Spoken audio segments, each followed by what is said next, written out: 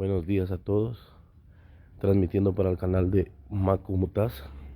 Vean este fenómeno que se está dando esta mañana aquí en Zacapulas, el Quiché. Ahí está la luna, ahí está Venus a la par y el sol saliendo. Increíblemente el sol se está encontrando con la luna y así se ve el cielo de ese color. Increíblemente en esta mañana estamos observando este fenómeno natural y a la vez hermoso, ¿verdad? Porque no se puede ver de otra forma. Es un acontecimiento precioso, porque vean, del otro lado no se ve igual. Vean, se ve muy diferente, se ve muy maravilloso. El sol se ve un color rojo crepúsculo, hermoso, precioso.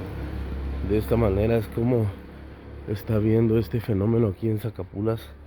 Vean cómo se ve el cielo, ya el sol viene saliendo, ya está aclarando y la luna